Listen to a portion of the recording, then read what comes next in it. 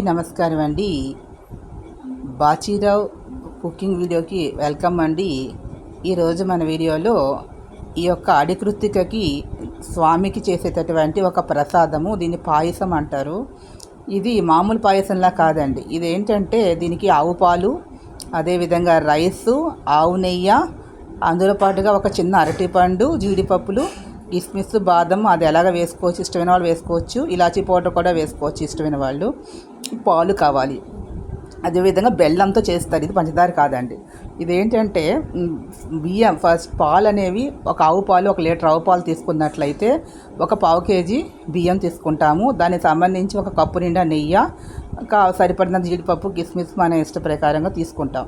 తీసుకున్న తర్వాత ఇది ఏం చేస్తారంటే మొదట బెల్లం కూడా తీసుకుంటాం. అంటే ఇప్పుడు మనకి ఒక పావు కేజీ బెల్లం కూడా మనం తీసుకుంటాం.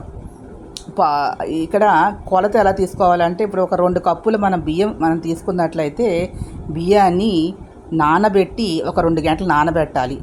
తర్వాత స్టవ్ మీద పెద్ద మూకుడు పెట్టుకుని బెల్లాన్ని పాకం పట్టుకోవాలి.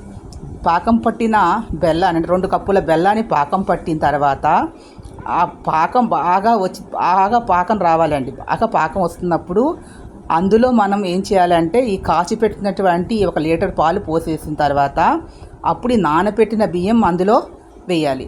వేసి బాగా తిప్పిన తర్వాత 1 కప్పు నెయ్యి వేసేసి దించేసినట్లయితే మనకి స్వామికి చాలా ఇష్టమైనటువంటి పాయసం తయారవుతుందండి.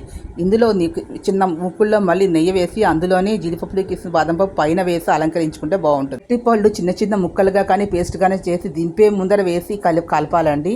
ఈ వీడియో మీకు నచ్చి లైక్ చేయండి, షేర్ చేయండి, సబ్స్క్రైబ్ చేయండి, లైక్ చేసి ఎంకరేజ్ చేయండి. ప్లీజ్ సబ్స్క్రైబ్ చేయాలి. Thank you to